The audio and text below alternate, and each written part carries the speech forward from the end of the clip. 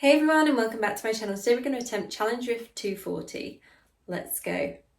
Or maybe, just maybe, we'll try Challenge Rift 340 because I did 240 months ago.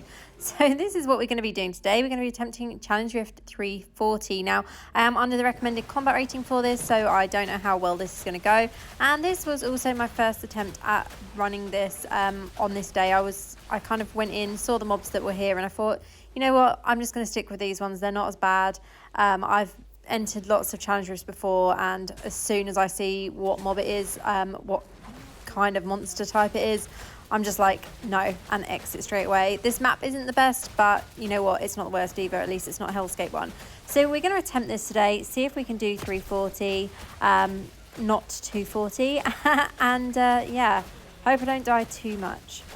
So looking at monster difficulty here, I had to grab this screenshot from a different run, but you can see I'm taking 197% more damage and dealing 66% less damage. So we've got 66% damage reduction on this, and I'm more worried about the amount of damage that I'm taking, to be honest, because it does definitely make it live up to its name of Challenge Rift when you have such high damage being dealt to you. Now build wise, this build is a little bit risky. I don't have any essences active on my helm, simply because there wasn't any essences that work within the build that I've put together for this. And this build is actually very similar to what I use in the Helicry gauntlets. I think it's pretty much the same as what I used in the recent gauntlet. It does work well, but yeah, there's nothing that works in the helm with the skills that I wanted for this, unfortunately. And I didn't really want to swap any of these skills out. If I was to swap a skill out, it would be ice armor, but of course I cannot do that in this build, simply because that is keeping my butt protected from all of these demons. And I need that because, as you saw, taking 197% more damage is definitely not fun. So at the start of the video, I mentioned that I do avoid certain monster types with these challenge rifts, and generally I try and avoid the ones that have a high density of ranged mobs and ranged monsters. Now with this one, I do have the spear throwers. As you can see there, that is what has just hit me and caused quite a lot of damage. So this is the part that makes it not so fun in this rift. However, there are some that generally have a lot more ranged attacks. So you get the ones with the mages and also with the poison spiders. Those are probably the worst to actually try and beat in Challenge Rift. This one isn't so bad. These mobs are a lot quicker to defeat. And also, at least with the ranged mobs, you can actually see what attacks they're doing and avoid those a little bit more. Whereas the ranged ones, you can't always see those hits coming. Now we've just launched Ultimate, so Ultimate here should slow down the mobs approaching a little bit. It doesn't seem to work so well on the elites there, but it does generally slow the attackers down as well. So that is helpful every time that managed to trigger. So I find with my Ultimate attack, it generally takes me about 1 minute and 20 seconds to actually load that up enough to use. So that is if I'm continuously spamming my primary attack, which obviously I'm not able to do that completely because of avoiding all the hits from those ranged mobs, as I mentioned. Now it looks like we are, yep, I was just about to say it looks like we're about to die again here because we're taking a lot of damage there from the mobs. Now I was waiting for that to cool down a little bit. It doesn't really make a difference. I was considering reviving at the checkpoint, but I know there aren't any mobs or monsters near that now.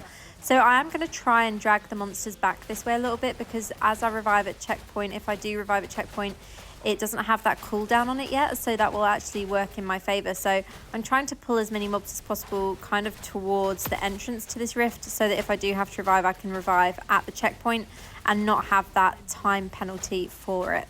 Now the rift I'd completed before this was 339, and originally when I did that last week, I was in the top 10 for Challenge Rift. I think I was ranked 6 for it.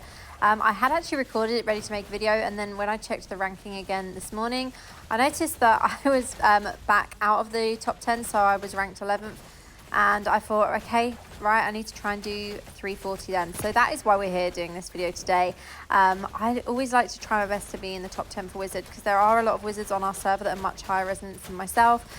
So it's nice to be able to actually get in that top 10 with kind of mid-range resonance rather than being super high reso. And also it's quite a good way of testing out builds if they're really strong, and giving me an idea of what builds work for gauntlets as well. If I can get something that works in Challenge Rift that is giving me a good amount of DPS and making it easier for me to take down mobs quicker, I know that it's generally a good fit to use in the Halikri gauntlets as well. So let's now take a look into the build. As I mentioned, the helm isn't active, so we're not going to talk through that, but we're going to move straight onto the chest. So we're using Rampant and Inscrutable.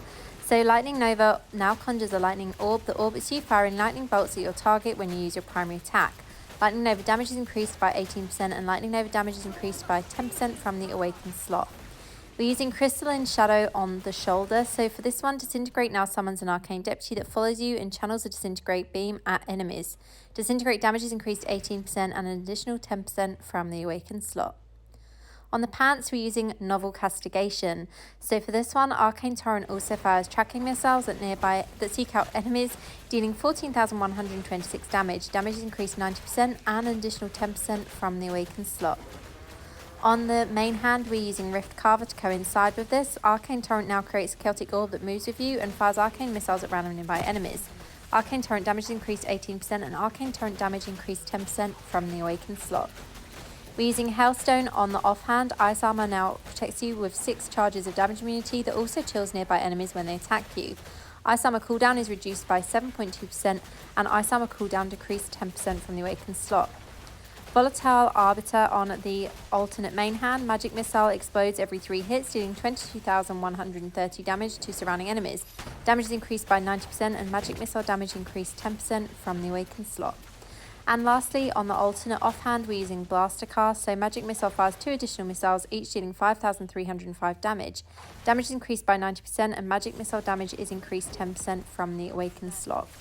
Now, as I mentioned, sets aren't perfect on this, so we're using 2 pieces of Vitus. This increases the duration of all beneficial effects on your party by 30%. We're using 2 pieces as well of Grace of the Flagellant, so all continual damage, channel damage and persistent ground damage is increased by 15%. And lastly, the only other set that we're using is 2 pieces of Feasting Baron, so it increases duration of all harmful effects by 30%. So as I said, harmful effects covers a few things, so loss of control, total loss of control, burn, bleed, poison and agony as well. So I have poison in this build. I also have burn from Starfire. As you can see, it's triggered there and it does leave the enemy on burning at the time that it triggers as well. So that is why I've gone for those sets, and I've also gone for what I had that is the highest combat rating. So it does work within the build, but it's not necessarily ideally the perfect setup that I would go for. So obviously we're already at the boss. As you can see, we're quite close on time and there's still quite a lot of health on this boss as well. We're at about 60% down, or 60% sorry to go, so about 40% down on the boss. So yeah, let's see if we can complete this rift and make it back in that leaderboard. At the moment, I'm not that happy with how many times I've died during this run. I've died a few more times than I would have liked to. Normally I manage to avoid it for most of the rift or all of the rift completely, but today I have not been so lucky. As I mentioned, not going in with the perfect set item in my build probably has not really helped matters, and also having that helm slot not active on any of my skills has probably also not helped. But this build that I've got equipped, it kind of helps me to keep my distance from the mobs, from the boss, and just be able to attack from afar, with actually having still a little bit of movement as well, because obviously this Disintegrate Beam, as you can see, kind of tracks the enemy. Arcane Torrent, those missiles track the enemy as well. That's half the reason why I've used this build. Now I have got some Eternal Gear active as well, so on Lightning Nova I have 3 pieces of Eternal Gear on that, so that increases my attack speed. And I have also got the movement speed increase on Ice Armor from Eternal Gear as well, so those are both helping with this build.